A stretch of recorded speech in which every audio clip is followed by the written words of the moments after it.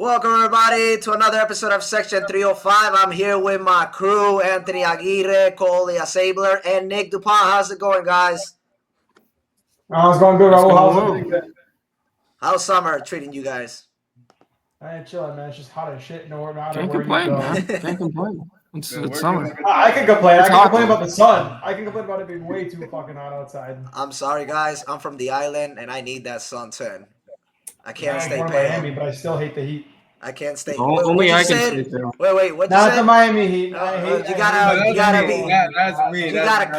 You gotta clarify that. Oh no, all of us know Sorry. you. I don't even know why you're inside the organization. I mean, you're like the most hater I've ever met. It's like people will be confused the way that you can talk to a fan. Like I couldn't imagine Anthony talking to a fan, basically make him cry, like making the fan cry with all the critics about Pat Riley and the players and this and that. Like This is a former Heat fan as well. This is a former Heat fan slowly transitioning to an Orlando fan. Pretty much, I mean, that's crazy. Like Magic, they've only had one finals appearance. So sad. I mean, I know they You're got leaving a team with Who will be culture. the better team within the next 5 years? the Heat. Oh, y'all are smoking. No, we're not, bro. Nuggets. Like Yes, you they are. don't got Yes, that you culture. are. They don't got that Y'all are- recognition. Oh yeah, Recognition. Pablo Banchero, Franz Wagner, Jalen Suggs cannot compete with Tyler Hero and Bam Adebayo. John I Isaac. mean, I mean, have they made it to the finals? They got the experience. Do they got the veteran experience? Haven't they gone to the finals twice? They did. Okay, both were knocked out in the first round, but at least the Magic won a game and didn't lose by damn near 60 points in the playoffs. Bro, you're criticizing one playoff game. You know how many Sure. teams? You know how many teams have had like so beat downs in the playoffs? Like remember that Denver Nuggets No one and New has Orleans lost by- and New no Orleans one's lost Hornets by game 60 the way 2 they decades beat ago. But No, it it's doesn't. just the way It you're was jumping off important. of shit. It's like you're forgetting about all the LeBron history and all the Wade history and like all like just everything, bro. Isn't Jimmy Butler? Isn't Jimmy Butler your goat? Like he used to be a part of us. Like now he switched up to Golden State. And look how they handle it. And look how they handle that.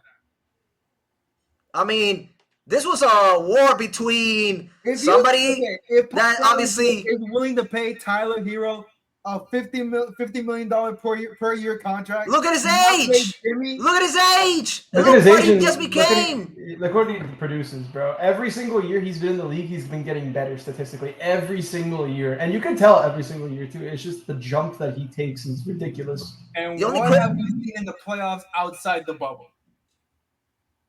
What do you mean? A finals appearance? From Tyler? From Tyler? He was injured at the first game against the Bucks. Anthony, Imagine if he would have been with. He didn't do Anthony, anything. you're gonna lose this argument any day of the week because you're defending a team that has 0 finals appearances with all their players on their roster, and then on top of that, they've been to the finals only one time. Like, Can't tell what's left. So there's 0. Can't tell what's left. So there's 0. All What right. did he do? He was ass this past year with Orlando. He was ass. how are you defending yourself? I still don't understand. At the same time, like, what are you trying to insinuate? Like, and Yeah, listen, I'm hearing it loud and clear. If I could be mistaken, but Anthony's saying that the Orlando Magic may be better than the Heat next year. no, he said for the next 5 years, decades, and decades. No, he's actually he's not saying this season. He's talking about like the next 5 years of this decade, and then the beginning of next decade. I'm like, like, and he's the one that's actually asking us if what are we smoking? I mean, you should get drug tested. You're probably hitting something worse. What if Pat Riley retires? Then what do you say? Party time. He doesn't want. But what do you say though? Oh, don't even get that on the line. Either way, Don't even get that on the line. you still have a mid roster. Either way, All right, whether he's gone or not. So we the can. roster is still not enough. So the public This is can really understand why are we starting this way today's show. Let's go direct to the first topic. The Miami Heat have acquired Norman Powell in a blockbuster 3-team deal that sends John Collins to the Los Angeles Clippers. Kolya obviously is happy about that, but I like the shirt, Kolya. Respect on that for wearing it today, especially. Kevin Love, Kyle Anderson, and a round pick via the Clippers, which is a second rounder 2027 to the Utah Jazz. We already know the Jazz after they traded Donovan Mitchell, Rudy Gobert, Royce O'Neal, which he was actually the first guy they traded before the ones that I just mentioned. Bojan Bogdanovic, and then later on Mike Conley got switched to Minnesota Timberwolves via trade as well. Since then, we know the Jazz are reconstructing the whole team. They got a lot of big men, which I don't understand that part. Kevin Love obviously is gonna agree to a buyout. But in the nearest future, next to the Nets and the Thunder, the Jazz actually hold the most first, second rounders in the future. So they're gonna take years for them to still like become who they were, but not be contenders. Just be at least a playoff team, especially in a conference that is very competitive and getting even more dangerous by the minute. Now, Clippers and Heat. Obviously, they were the winners because the Clippers now they got size, and that's what they need against teams like the Mavericks, the Denver Nuggets, mostly. Yeah. And San Antonio is getting dangerous as well. San Antonio got Dylan Harper and a big man to be a backup of Victor Wembanyama. So right now, size in the West matters. Before we answer like the real question, Kolya, I want you to elaborate a little bit of this new acquisition your Clippers got. John Collins? All right. Well, John Collins, I mean, he's athletically, that dude he's a freak. Like, he is explosive. But, Utah didn't want that. So they said, shoot threes, expand your game a little bit more. But yeah, I mean, it's now with this move, like, Norman Powell doesn't have to play the small forward position for us. Now Kawhi can go back to small forward. John Collins can play power forward. You got Zubac in there, Harden. We're looking to get Bradley Beal in the buyout market and potentially Chris Paul. This Clippers team could look really nice, next year. But they're old, so trading for John Collins, who's pretty young, he's like 26, 27. That's a benefit for the Clippers actually. So what would you say? So what would you say right now is like the timeline for the Clippers of like how long they have to win? Like, They have only a couple of years. And in my opinion, it's a now-win situation they got to do. Yeah, I mean, you got to win before Kawhi's contract is up. Most definitely. That's pretty much what it is.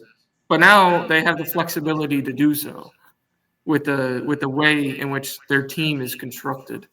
But do you think with the depth in the centers now, Brook Lopez and Zubac, even though losing Norman Powell is honestly not that big regarding what we just heard, but what you say, when now you have Kawhi Leonard coming in and filling the 3 spot, how high of a seed do you see this Clippers team becoming in this Western Conference where Raul said there is a lot of size now? We just saw Luke Hornet go to the San Antonio Spurs to be the backup of Wemby, 7-1 center. Yeah, and then even the Portland Trailblazers got Jan Hansen, 7'1" center. That's your guy, man. The amount of size that's in the West, where do you see your Clippers finishing?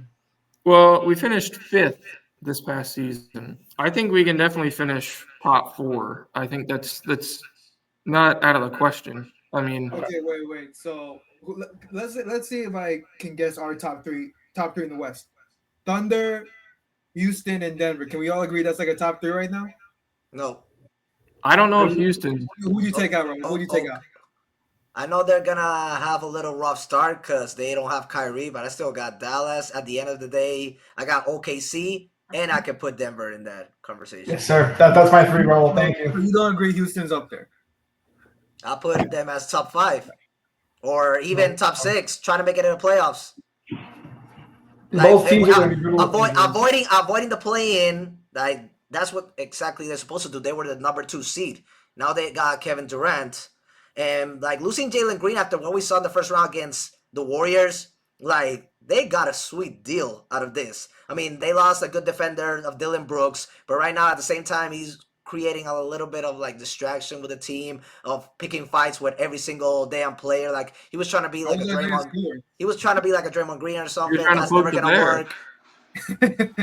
The what? I understand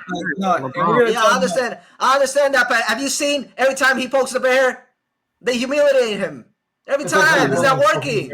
It's not the same like Draymond Green. Draymond Green is one of the best defenders if not like the best defender we've ever seen in the NBA. He knows how to poke the bear, and he knows how to basically defend himself by locking up those type of star players. What does Dylan Brooks does?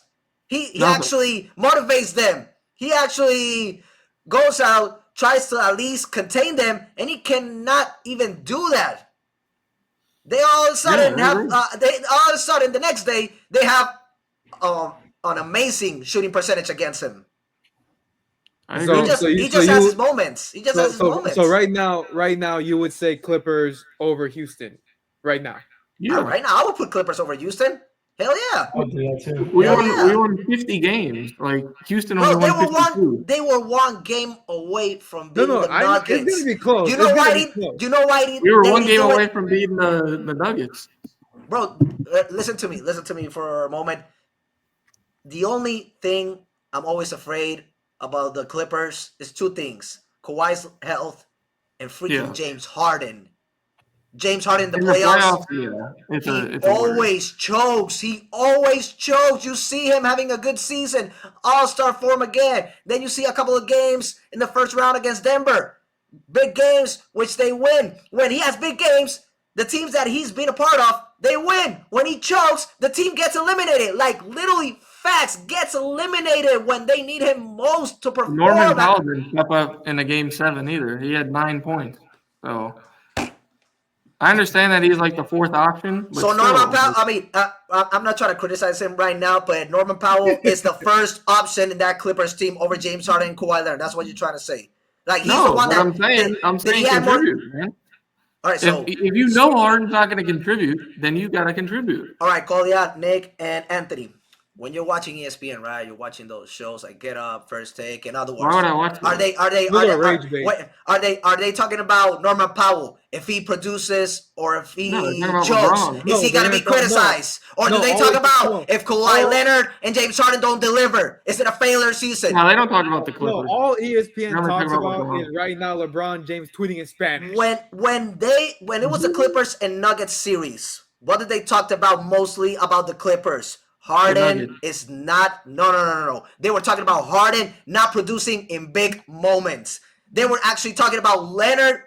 He's always done, live to the hype when he's healthy. Ivica Zubac had his double-doubles. Some of the role players had their moments like Bogdan Bogdanovic. Norman Powell had some of them. But when they need Harden, a guy that is known as a superstar, a future Hall of Famer, one of the best scorers we've ever seen. Are they going to be talking about, if the Clippers lose, Norman scores 7, Harden scores, let's say, 10. Who are they going to be talking about more? Norman's 7 points or Harden's 10 points? I get what you're saying. I mean, bro, that's the only thing. He just needs to execute in big moments. And that team, I actually picked that team to win the Nuggets series, first of all. And then if they faced OKC, I'm sorry, but I think they could have been OKC as well, even though OKC was a better defender team. Something like the Mavericks did last postseason against OKC. Sometimes veteran and experience prevails over unexperienced type of teams. And I think like the Clippers, they actually could have minimum made it back to the Western Conference Finals for the first time since 2021. Who are they going to face? Minnesota. You're going to pick Minnesota over the Clippers. The Clippers actually could have made it to the finals. They could have won. All right, calm down. You don't think they would have beaten Indiana? I think they would have beaten Indiana. If all clicked well, then yeah, I would give the Clippers. If Halliburton had the same injury in a game 7, you don't think the Clippers would win? If Halliburton gets injured, couldn't the same argument be if like if he had the same injury at some point? Oh yeah. No. No, but are you talking about Halliburton gets injured? Got hurt or in the Clippers series. Who got hurt in the Clippers series? No, that's what I'm saying. Nobody did. But Anthony was like, "Well, then you got to say no, because why? The thing is, because like Kawhi being healthy for an entire playoff run is now a miracle. And Harden, if he were to put together a great amount of games in the playoffs, like consecutively, that's also a miracle because we don't see it that often no more. He has he has big games in like the least important games. Like You he'll give you a I great know couple of games. every After that, game is it's important. Every game is important, but I'm just trying to say that when you need him in a game 5 or you need him in game 6, game 7, bro, he No, I get disappears. it. I get what you're saying. And if that's not the issue, and if Kawhi is healthy, and if Ivica Zubac has that monster season, then you got an athletic player who actually just came from a big season with Utah, averaging almost 19 points per game on a 40% shooting from the 3-point line and 52%, which when people were saying, man, he's downgraded. Something's happening with him in Atlanta after his injury. Then his first season with Utah, it was horrible numbers. Now this season, basically he reinvent himself and show how valuable he is. And if he's in a contender team, what I'm trying to say is that the Clippers actually next season, if all goes well and with a coach like Tyronn Lue, slippers. I mean, they are sleepers. Well, let's see. I don't know. They are definitely sleepers, but Tyronn Lue kind of reminds me of Doc Rivers. I don't know, like just his whole coaching style. He never won a ring though. Different coaching styles. I mean, I don't care. I just something about him just throws me off as a coach. I just don't like understand. him. I mean, never liked I mean, him. I mean, Tyronn Lue has never lost a 3-2 lead, and he's come Tyronn back. Lue? And he's come back from a 1-3 lead. He's come back from a down 1-3, and he's a champion. Like Doc Rivers, I understand. I understand. don't. I I need to mean, see more though. Doug Rivers mean, is the lowest of lows of NBA coaches. and bro, you got. Thank you. But yeah, he's the lowest of the lowest. But you gotta understand, Nick. If the issue wasn't Paul George when he was there, Kawhi Leonard, like No, it them was not Paul be George. okay. When I'm talking I about hate Paul Kawhi, George. when I'm talking about Kawhi Leonard is that when playoff comes, he either is not available because of injured, or he all of a sudden gets injured, and they publicly don't announce it until they get it eliminated. Not like other teams that are like directly, all right, he has a torn meniscus or he's a torn ACL, this and that. The Clippers are an amazing organization, basically hiding that from the media and from the whole world. They're like trying to wait. All right, let's see what happens. If we make it to the next round, maybe we'll announce it. But they're saying it's a day to day, or it's not that serious. Like we're waiting for him to tell us if he's 100. Once they get eliminated, all of a sudden, Kawhi Leonard had a torn meniscus after Game 2 of this series against Phoenix Suns, when they didn't have Paul George, when it was him and Russell Westbrook and the rest of the crew. The Clippers have actually done an amazing job trying to build a good team around. It's just nobody can stay healthy. Nobody can stay healthy, and Tyronn Lue, that's out of his hands, and he still has them contending, like to not contending, at least like battling to make it to the playoffs, to make it to the play-in. Like he's done enough for a team that's actually betrayed him, not being 100%. That's what I'm trying to say. Now, this season, actually, even with Kawhi starting late, they were still in a good position in the West compared to other teams that had more expectations on the Clippers that actually disappointed. Sacramento Kings. The Golden State Warriors had a hot start. All of a sudden, they downgraded. The Lakers are always talked. Isn't that the big marketing team? Isn't that the most known franchise? And all of a sudden, they still were not in a best position than the Clippers. I mean, that's crazy. Just like... I will say this, what they... Norman Powell was this is the best season of his career, and he was gonna get paid, like he wanted to get paid a lot of money, but the Clippers were like, no, so you're getting We traded. better not do it. We better not do it. I mean, after you come from a season like that, like the best one of your career, obviously a player gotta be paid. Yeah, but for a guy like Norman, you need more than just one season like that. I mean, bro, he's been consistent through his career, He's averaging consistently 40%. good. He's consistently but good. I'm just saying, but to have the season that he had, where he thought he was an all-star snub, that's a whole different discussion. He was an especially all-star in a snub. contract year. He was an all-star snub. He was. Okay, and that there is the case for sure. I'm not arguing that, but to get paid a big contract after just one season, I think that's like you gotta be. That's why the Clippers traded him. Yeah, no, exactly. But so I'm saying if for some reason the Heat bite on this, I'm not saying they are. I don't expect them to either. But if the No, Heat they're were to somehow want to pay him, Well, we it's got a bit somebody. wild. You got to give me more than just one season. I don't know, man. Like, I like the pickup of getting Norman Powell. Don't get me wrong, but Anthony's right, man. You need more than just one season to get paid, and it's not like the Miami Dolphins where it's like, oh, the John Smith is just going to trade him. No, like, I mean, the Clippers just did a Miami Dolphins basically, but I hope we don't pay him, man, because when I watch him play, he reminds me of Deion Waiters. Just one of those guys that can create Ooh. shots out of absolutely nothing. I know it's a very big hot take. He's way better than Deion Waiters. Don't get me wrong. But the way he shoots, the way he plays, it's very slow. He creates his own shot on slow moves. Like I don't know. Like I just don't feel like Miami needed this. We needed more of a facilitating point guard or another big in the backcourt, or even another better wing. And at this point. that's So- an so- issue. We have no backup big right now. So right now, basically, like anything helps. Don't get me wrong, but we started the show. We started the show basically talking about the trade. We already know what the Jazz are doing for the next years and basically the rest of this decade. The Clippers actually got a big piece, so respect for that. Maybe they'll do another move like the Bradley Beal and Chris Paul, like Anthony alluded to.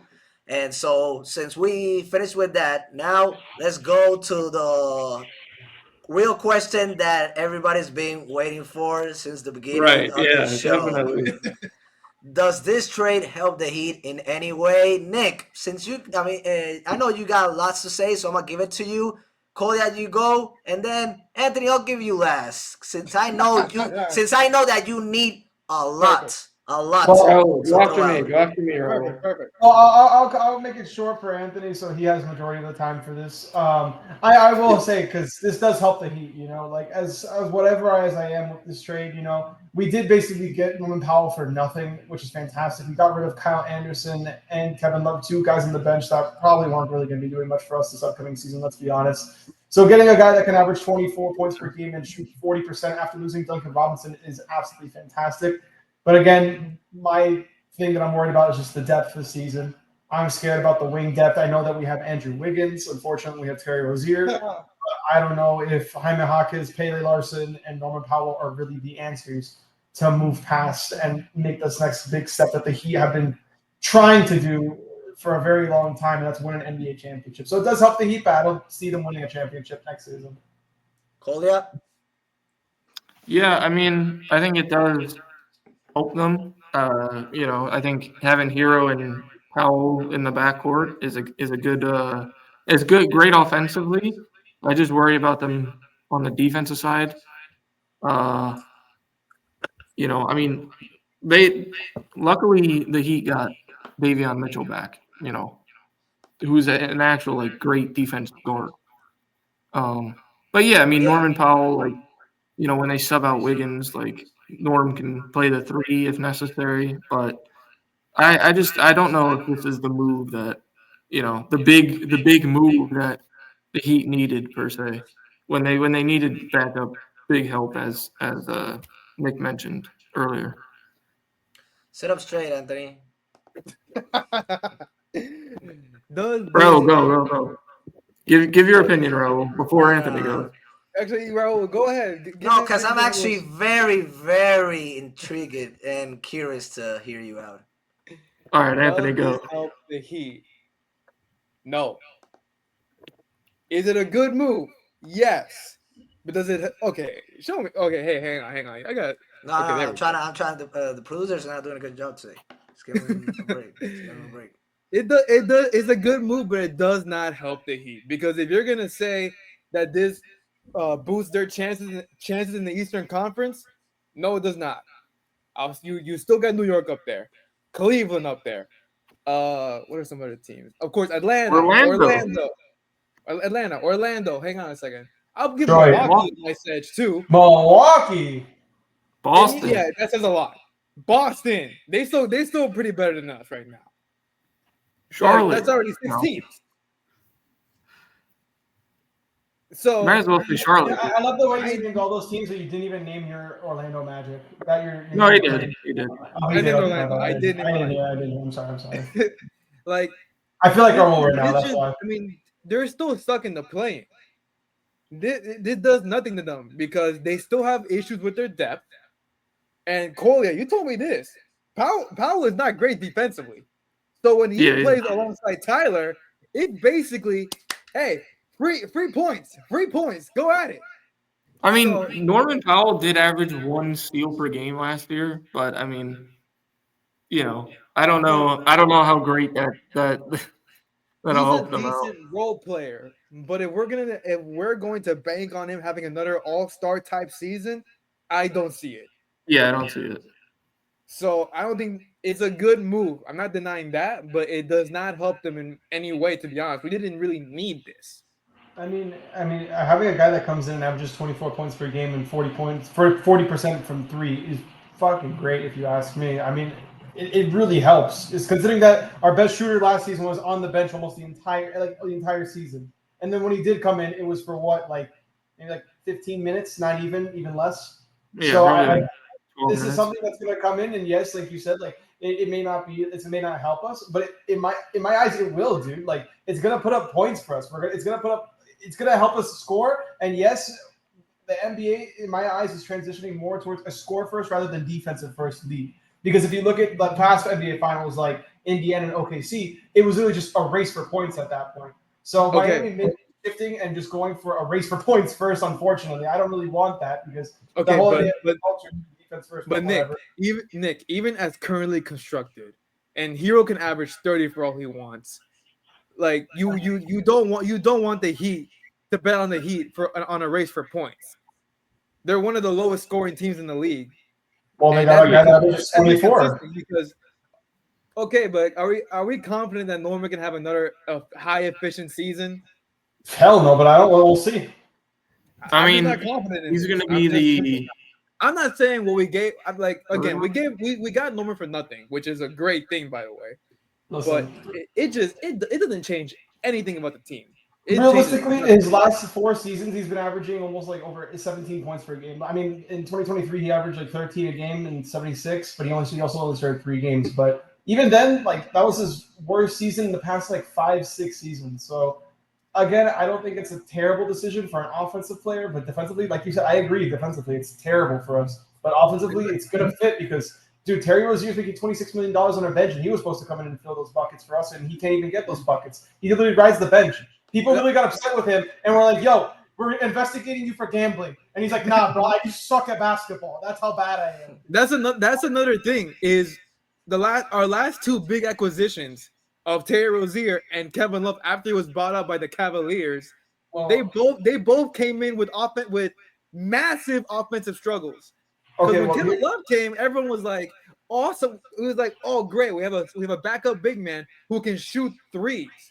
And when he first came here, he couldn't hit nothing. I don't know, man. When Kevin Love first came to the Heat, I looked at Kevin Love as taking the Udonis Haslem type role of being that extra veteran on the bench who's going to come in, put some boards every now and then, get a shot under the basket. I never really saw him as the main rotational big. I just saw him as an expendable piece that eventually might. Wow, I got nobody. True, but when Kevin first originally signed, that was sort of the expectation, is he could be. I would say it was more for Terry Rozier. It was definitely more for Terry Rozier because every single delusional fan was like, "Oh my God, Terry Rozier! We got a guy out just 20." Guys, he played for the Hornets. Just remember, if someone plays for the Hornets and they go to your team, most likely they're going to go downhill in their career. Remember that, everybody. Yeah, and Terry. Oh my God. Before somebody trades for a and there's no market for Terry. There's no market for Terry. Forget going to work and seeing everyone. We got a point guard. Yes, and I'm the only one in that room with maybe Kolya and someone else. And we're just like, bro, this is such an average, mediocre pick. Why is everyone acting like we're in the finals? And what happens? Goes on a 6 straight game streak of averaging 20. What happens after that? Disappears. Remember that game against the Knicks? Man, that was the last time we saw Terry. Remember when he sat down on the bench for the majority of the season, making that was actually my debut working at the Kaseya Center. I gave him luck. Yeah, now our backup center is Raul, so No, our backup center is EJ.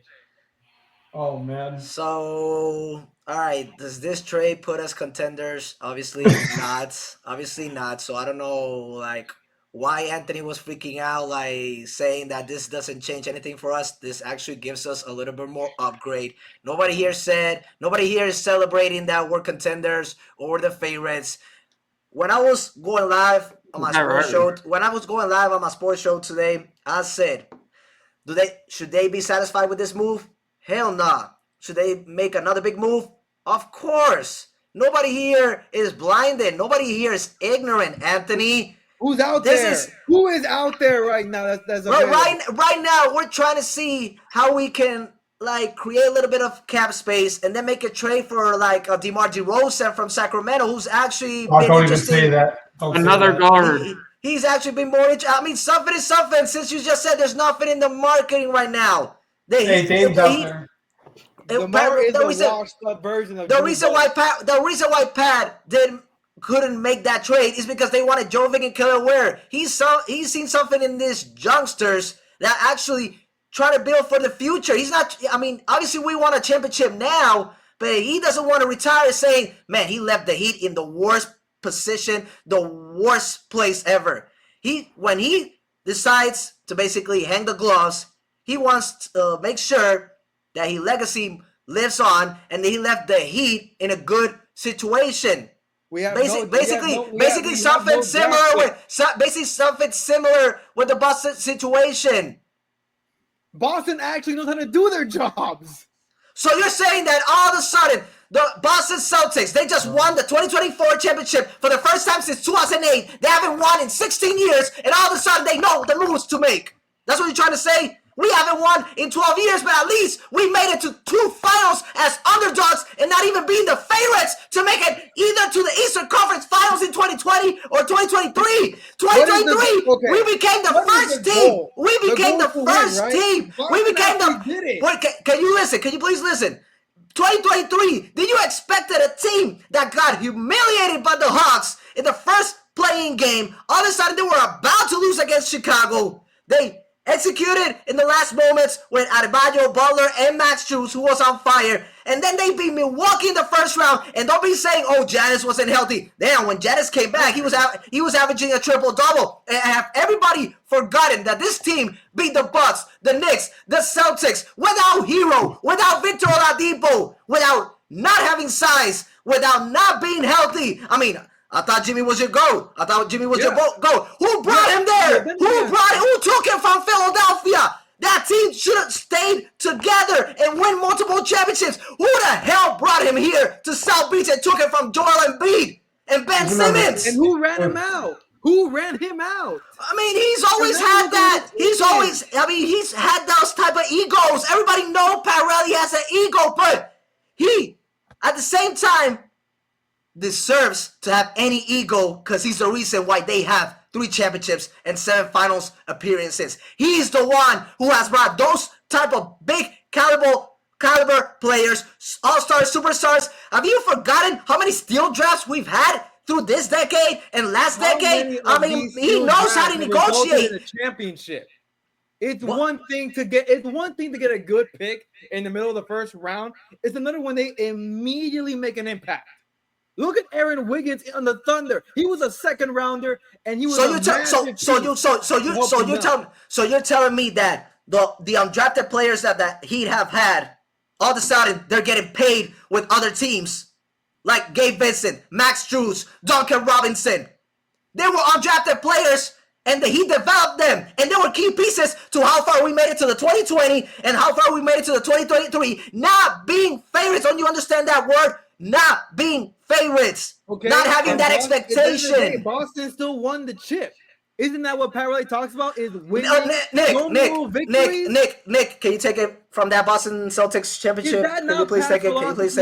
Pat talks about winning, not just getting somewhere. Okay, but Anthony, like Raul said, since the year 2000 to now, the Miami Heat have had more championships than the Boston Celtics. That's one. That 2023 finals run was not just a fluke, bro. It was insane how they bro, the amount of injuries that they have dealt with. I'm sorry, I'm a Boston hater. Don't get me wrong, but I put away all my bias and all my shit aside for this. That was such a fraudulent finals run in my eyes. I am so sorry. The Dallas Mavericks, even on the West, Fraudulent, it was wild. Fraudulent or sorry, not, they took home the Larry O'Brien. And Okay, Nick, you good for know them, and good for them. Nick, you know me the best because you know me the longest out of everyone here. You know that 2023 run meant the most to me as a Butler guy. You know that.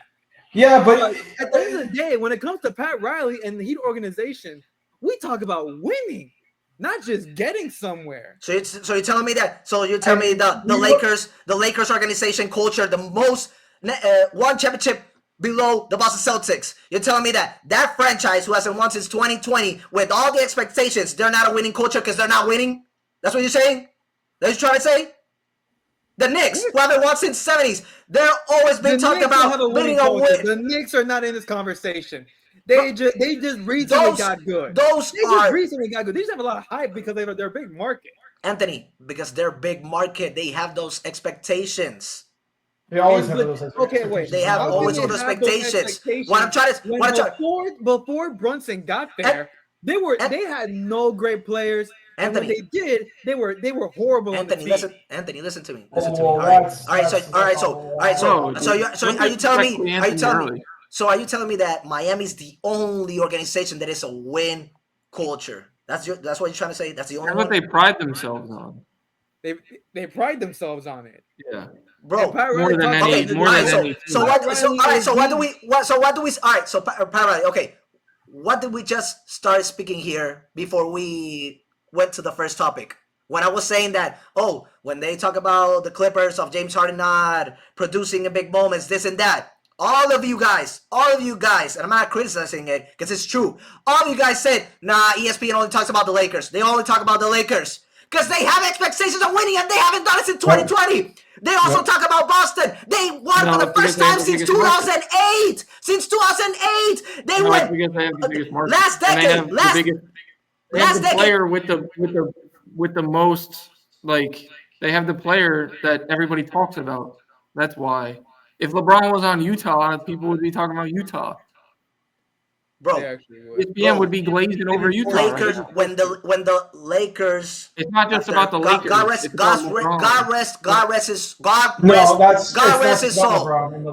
soul. When Kobe retired, God rest his soul. They were still talking about what are the Lakers gonna do? Why haven't they made big moves? Why are they not trying to acquire superstars? It's an organization where everybody wants to. It's the same as the Cowboys. The Cowboys, they suck or not, they want to talk about the Cowboys. The Lakers, suck or not, they want to talk about the Lakers. The Yankees, suck or not, they want to talk about the Yankees. It is what it is. The Red Sox, suck or not, it's a high market team. That have been around for years and have competed and won for years. That's why even with the Lakers, like Raul said, after fucking Kobe, when they got Lonzo, Zubac, and that whole young roster, they were talking about what is going on. Crazy for the Lakers still, regardless, bro. It doesn't matter. Even Kobe in his last season, like everyone was going crazy for the Lakers, even when they had a crappy record. It doesn't matter crappy record or not for these teams. People are still going to look up to them and have those expectations of winning because of where they are. Like when you look at Miami, you have an expectation of winning when you're in Miami. Yes, because of those 3 championships, but the culture that's set around. You say about last season how the problems that happened last season, how they really affected this team, dude. Eric Spoelstra, this is the first time in his career that he's never dealt with this type of locker room drama before.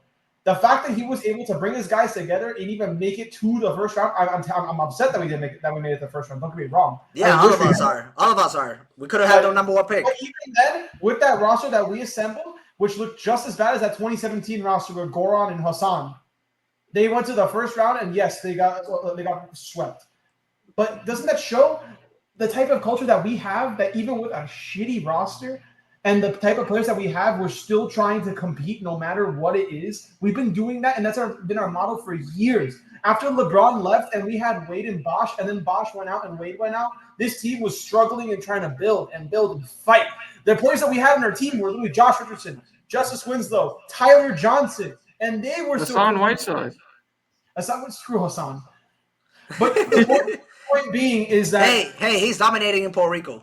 The Heat, yes, have this culture of winning and doing all this shit, but the media doesn't perceive them like that. The media perceives Miami as the bad guys of the NBA. We've always been the bad guys. I don't know what it is about Miami sports, but since LeBron joining them, not even that, bro. But it's been the Dolphins, the Panthers now. Like it's everyone. When someone wins in Miami, the Marlins.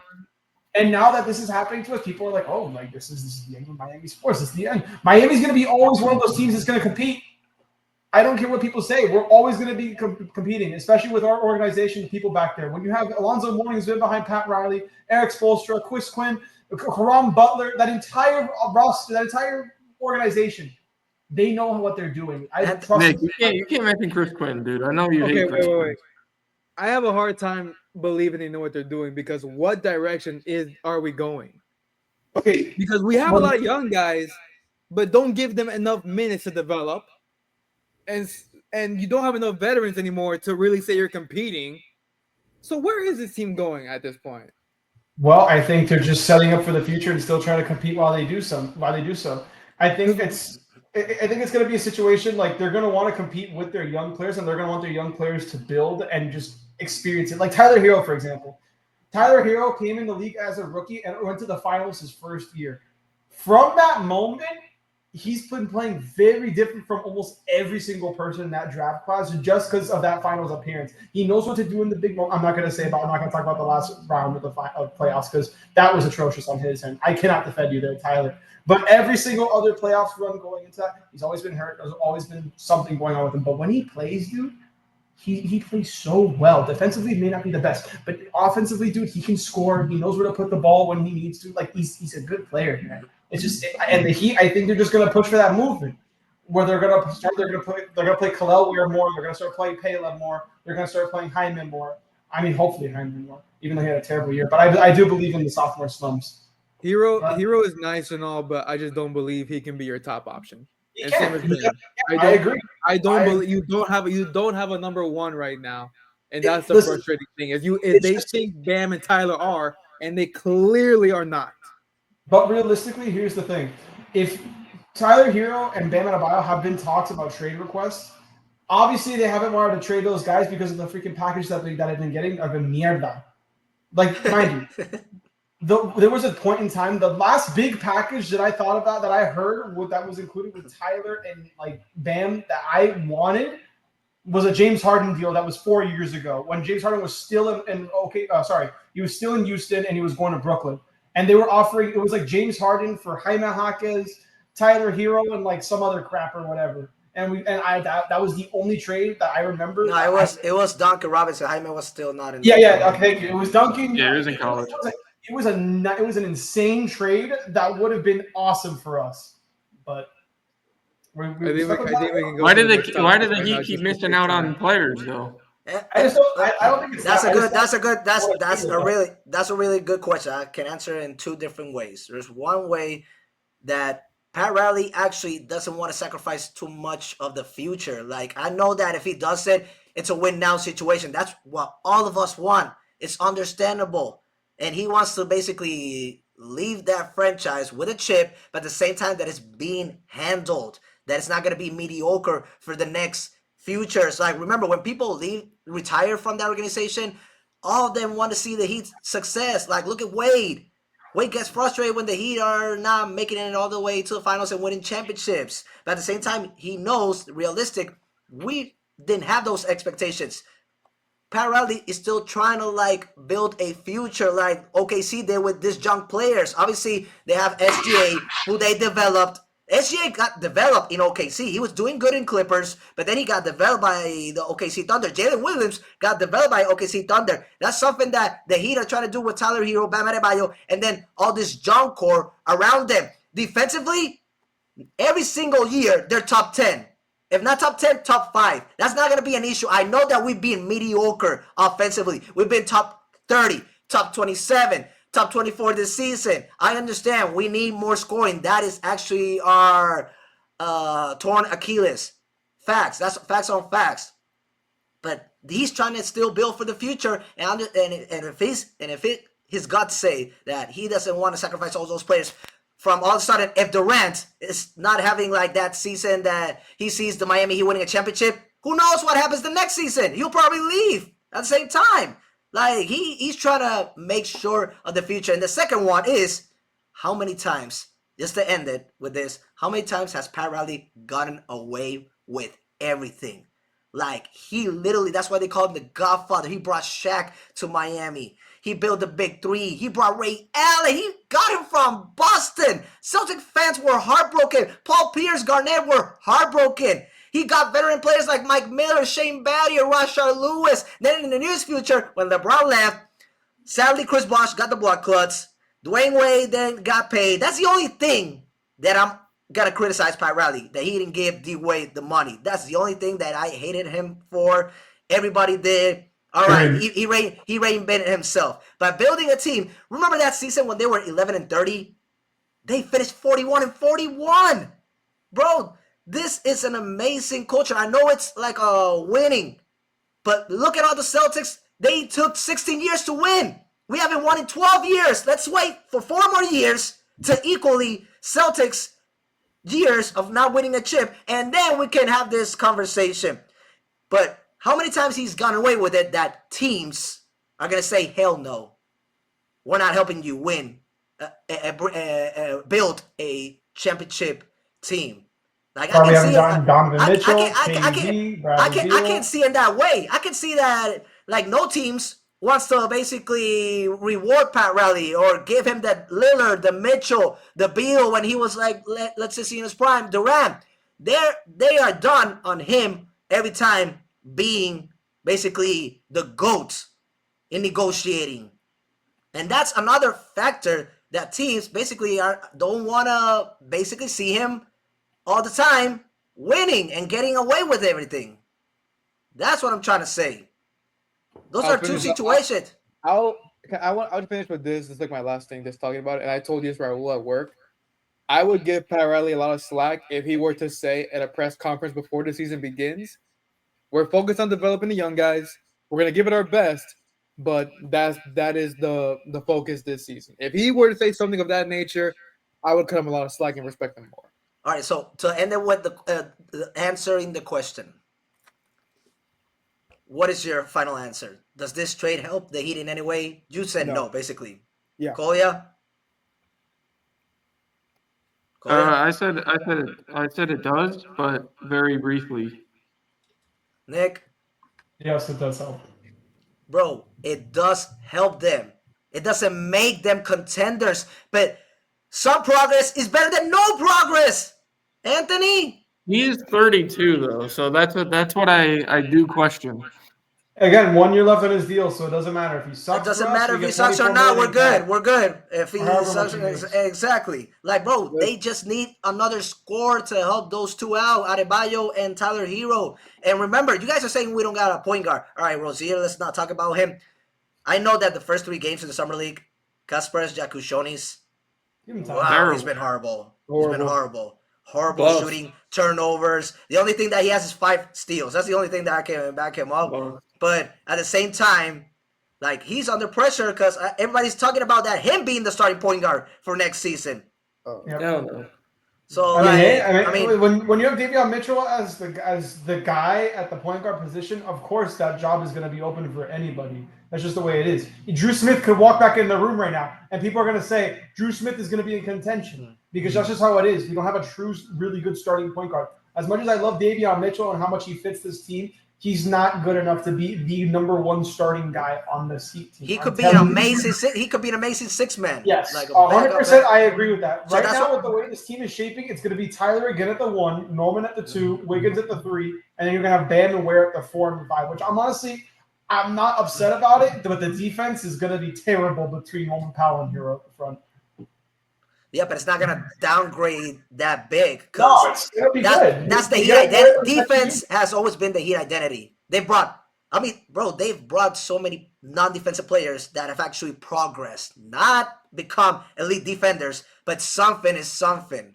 Like, gotten a little better. Know the basics. Finish off on my last take for the Heat, I'm excited to see what Vlad Goldston does for us. I don't know if it's Goldston, but the center that we got. Oh yeah. Vlad, Big Bad Vlad. I'm excited to see what he does. I'm really hope he becomes a really good rotation. And like I'm not gonna talk big about this player, but let's just say since it was basically a sign and trade, like let's see what Simone Fontecchio can, produce, because he had some moments with the Pistons. He had a couple of like decent. It's another Duncan Robinson on the bench. I'll take it. Okay, all right, yeah, something. Anthony, what we're trying to say is something is something, or do you want nothing? You want to stay with the same team? That's what you want. You want to stay with the same team? Dude, he wants to be like the Jazz, bro. He wants to be like the Hornets, or worse than the Hornets. Bro, we got Wizards. No bro. team is worse than the Hornets. Wizards. the Heat don't have any draft capital, and this roster just won't do enough. So I don't know. All right, so No. all right, so let's just do Quick. let's do a big meeting and vote for Anthony to run for office, the Heat organization. And let's see what happens. Let's see what happens. And if you don't produce, I'm giving you 2 seasons. If you don't produce in 2 seasons, get out. And I'm not talking about the organization. I'm talking about go to Orlando, like right away. But All the others there. All right, guys, that was one. Woof, Anthony, you got me working today. We got red. You got me Tomato. Man, I shouldn't have had that last Celsius. All right, so predicting each team's starting quarterback for week 1 based on the Cleveland Browns, New York Giants, Indianapolis Colts, and New Orleans Saints. That was a good headline that Kolya had to do with it. And so this is actually interesting because it's a room full of quarterbacks. So basically, who's going to give like their hot take? You know what I'm saying, between all 4? Do you guys want to like pick a quarterback for each team starting, or focus on one, each and one of you? For that, you guys, I'm down for that. Who wants to pick their team first?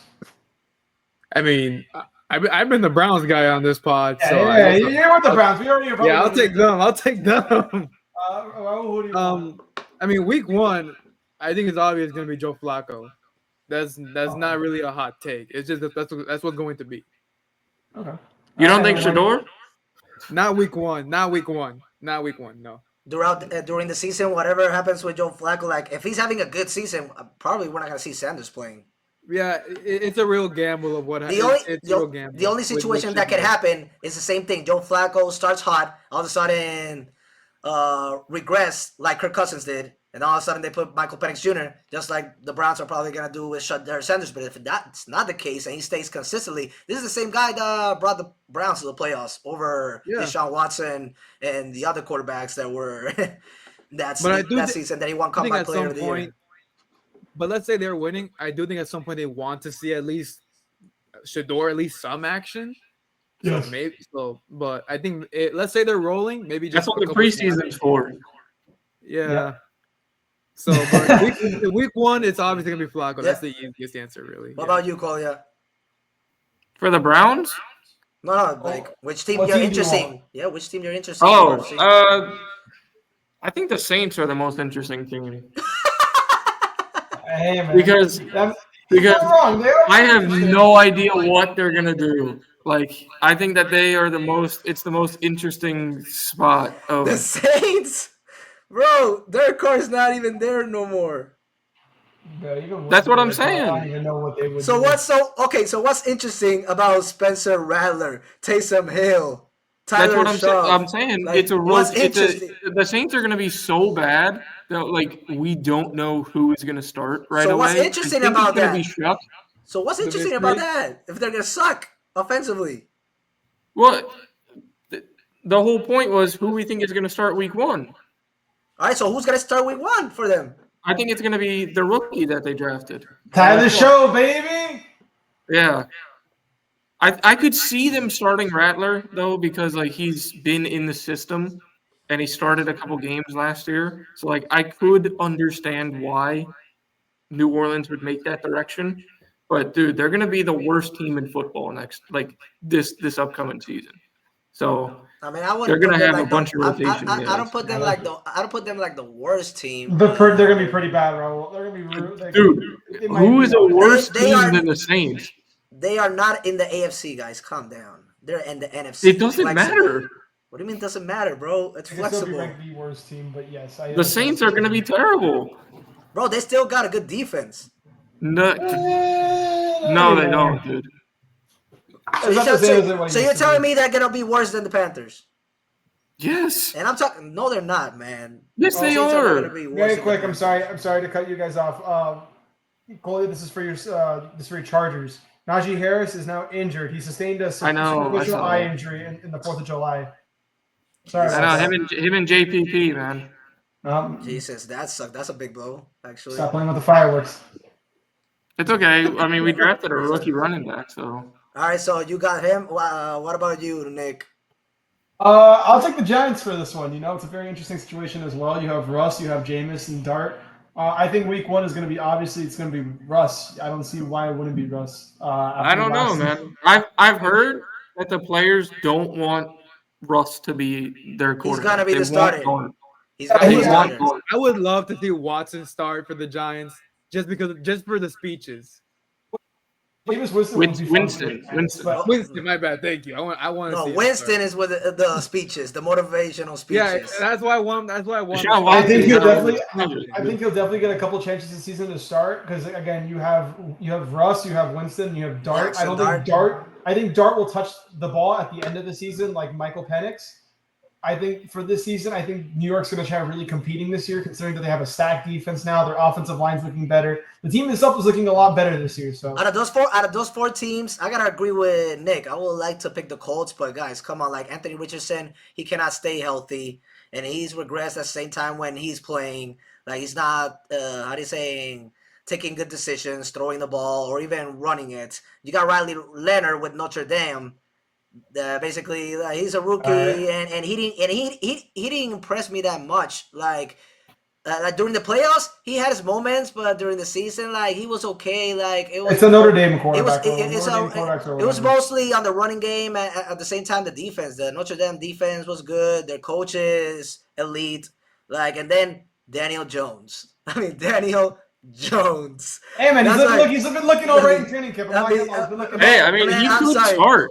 He could start over Richardson. I'm sorry. Like I'm picking from first to last. The Giants situation actually is more interesting because Russell Wilson is definitely starting. Jackson Dart is the face of the franchise in the nearest future, and then you got Jameis Winston basically being a mentor or a motivational speaker to the team. Their defense is gonna be much better. They add a couple of pieces, and now with their offense, like Malik Neighbors now could become a superstar if they know how to throw him the ball. It's a nice wide receiver here, man. With Neighbors, Wandale, and Darius Slayton. I don't see them winning many games. You don't see him winning any games. All right, so are you saying that they're worse than the Saints and the Panthers now? No, I said I don't see them winning many games. I think that they'll win some games, but I think by the end of this season they'll have like 5 wins.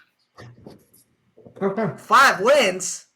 Yeah. Bro, dude, the Giants are not as good as you think they are. The Giants are terrible. Bro, there's a reason that they had the 3rd pick. I literally have them even over the Cowboys. No. Yes, dude. I do. Dude, yes, I do. Bro. I got Eagles, Commanders, dude, Giants, Cowboys. Stupid. Dude, you're just stupid. Bro, that is the dumbest take that I've heard anybody say in the history of sports. That is the dumbest take. You are one of those damn freaking Cowboy fans, even though you're not, that always gives them the freaking benefit of the doubt when they always, year after year after year, disappoint.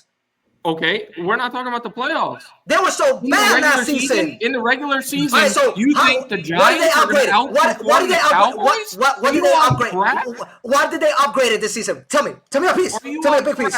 What did they upgrade? Tell me a piece. With a healthy Dak Prescott, that the Cowboys are going to regress and be worse than the Giants? A healthy what?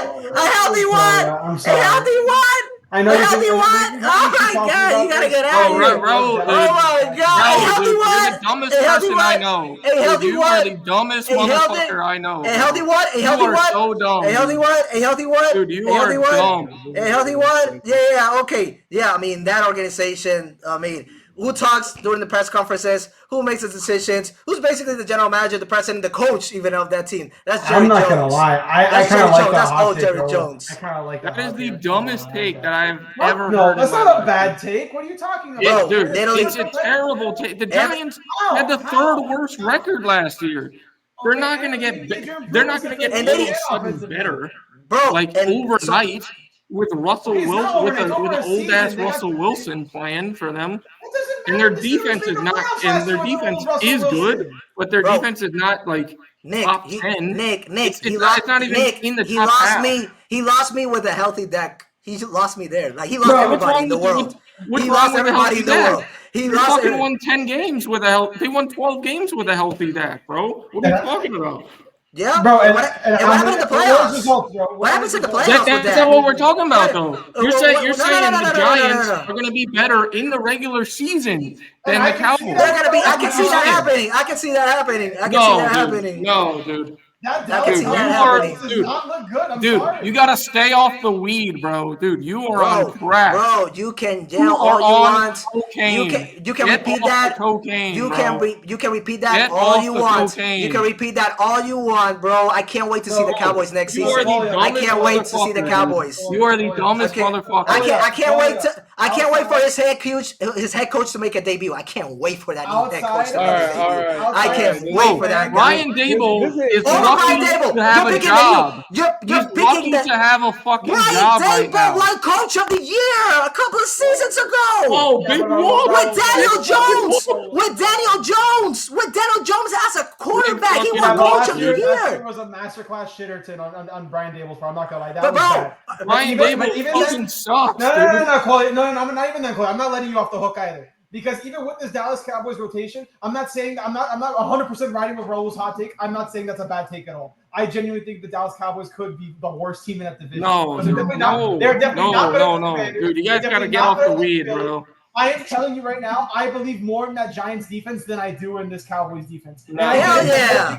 Hell yeah. No, dude, you guys are stupid as shit. We tried not to go over an hour, but we Dude, still you guys did. are dumb as hell, bro. You can call it stupid, but you're out here Bro, saying you can repeat all that you want. It I still will doesn't say make this, you right. though. I will It doesn't say make you this. right. You can repeat us dumb, I think the stupid, Colts whatever you will want to start say. Daniel Jones It doesn't make you week one. right. It doesn't make you right. I think You the can Colts say will stupid, start dumb. It Daniel doesn't make you Jones week right. one. What? All right, The let's Colts will try to start end this Daniel off Jones a week bit one. because we're already over an hour. Let's try to Yeah, end this off. Who cares about that, dude? Who cares about I that? think Who it's cares about really Daniel called- Jones being a Colts? Who cares about that, bro? Okay. See, that's how you Well, end the they were segment. they were the other team mentioned, so I had to mention them. Let's bring it down so we can end this segment. Oh my gosh, that was And then, fire. and then Anthony. I mean, bro. Thank you guys for watching the Section 305 podcast. We'll see you next week. No, you won't, dude. Dude, you won't see Raul next week, bro. I'm gonna kill him.